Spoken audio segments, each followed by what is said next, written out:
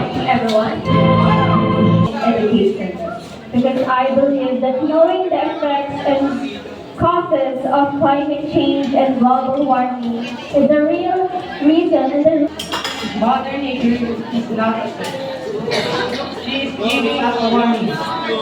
Being aware of our surroundings is important because one day we might lose something that is significant to us and we can no longer bring it back anymore.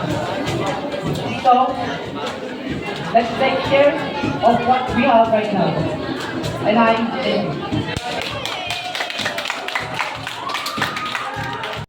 As a senior high school student, I have a strong desire to advocate saving Mother Nature. I will start by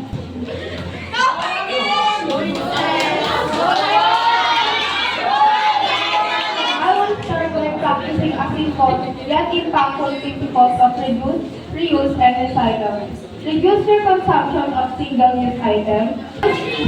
Reuse things whenever possible, and recycle properly. I will encourage the schools to implement a recycling program and educate makers on the importance of these practices. Remember, every action counts, and together we can make a big difference and help our precious Mother Earth. And once again, I am Princess Birdie Pineda. Thank you.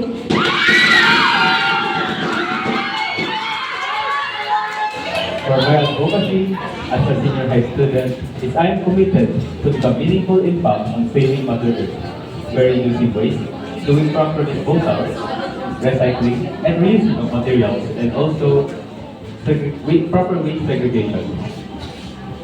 Additionally, I can also help on restoring the ecosystem by planting trees and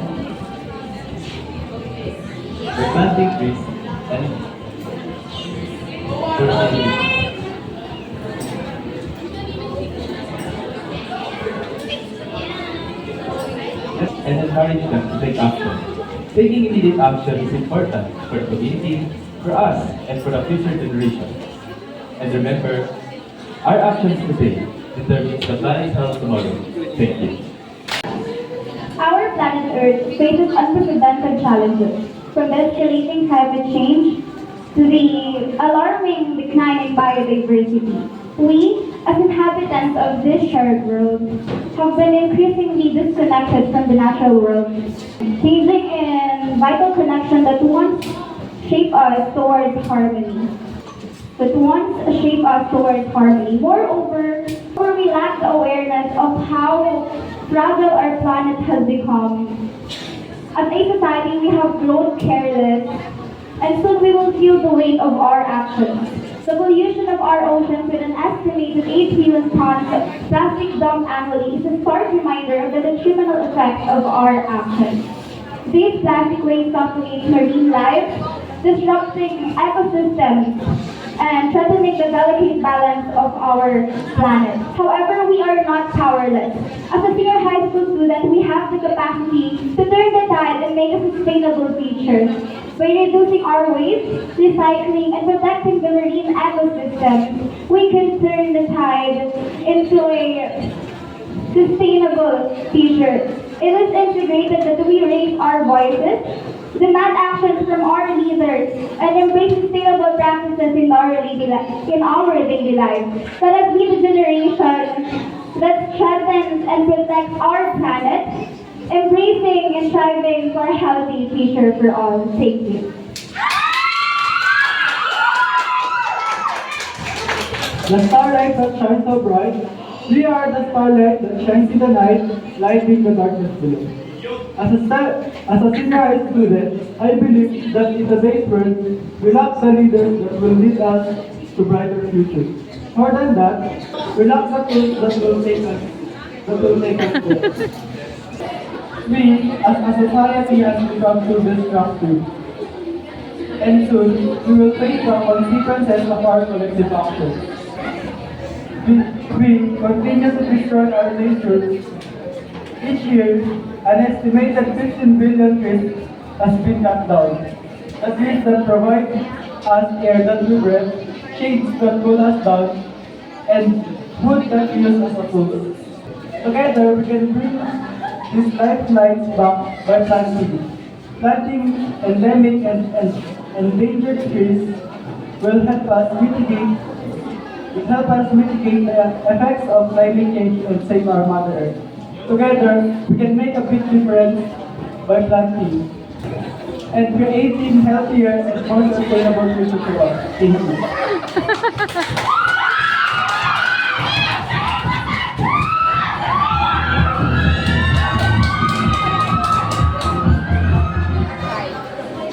As a lady with a family background in growing vegetables, I firmly believe that we've been helping to save the Mother Earth since then. This is true. This is done through the use of sustainable agriculture, using different like crop rotation, water conservation, and even technology integration into farming. We minimize the waste from the environment. It is like about hitting two birds with one stone. Sustainable agriculture is not just about farming. It is about a philosophy that recognizes the connection between the connection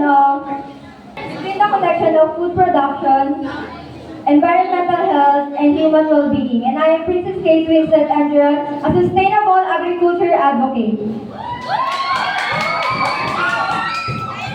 Saving the Mother Earth is not just a responsibility, it is a necessity.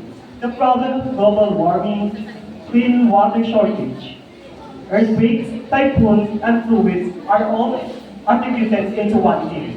That is our missing vehicle. The solution for that is not about the immediate planting of trees or cleaning the water sewage. It's about having the discipline of all. As a student leader, active participation toward correcting one's wrong behavior will, and later on, will have an impactful effect. And if we can only take care of our environment and have that discipline, there will be no macro problems that will arise because we have this micro solution we did ahead of time. After all, it's about ensuring a healthy and prosperous future for ourselves and generations. Again, I am King Joshua, Puwakin, an advocate of discipline in saving the Mother Earth. Thank you.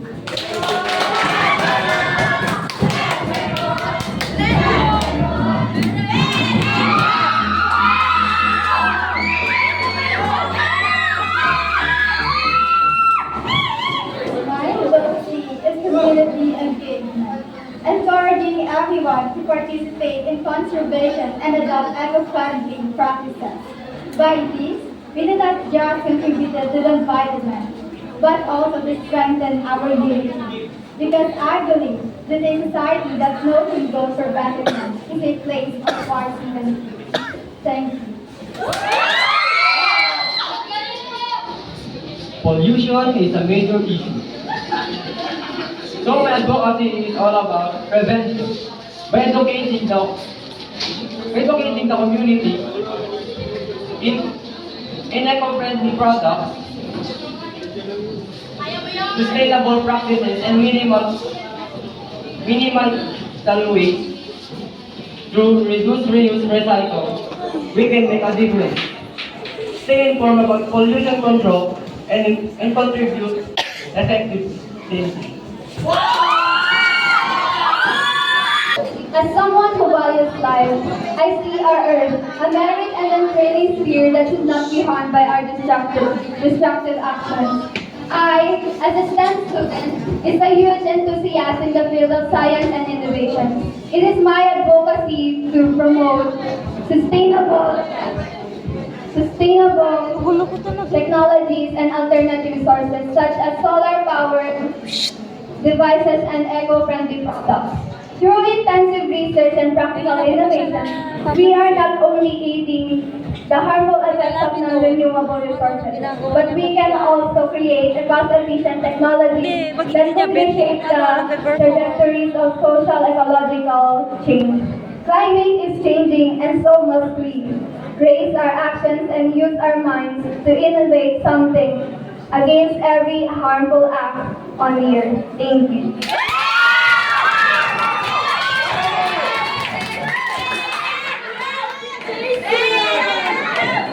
STEM student, I understand the vital role of science and technology in our lives. Through my studies and reading, I have recognized the interconnection between our environment, technology, and science.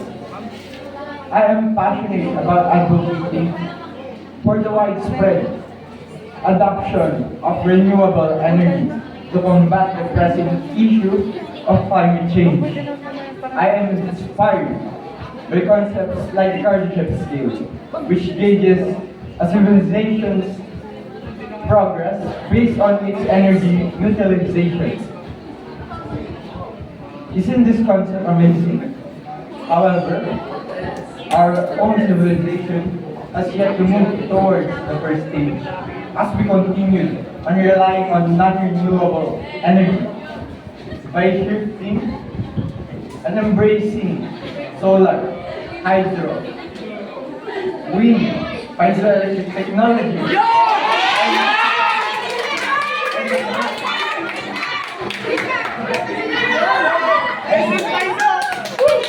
and other renewable resources, we can mitigate climate change and move towards a world which is clean as well as green. That is all. Thank you.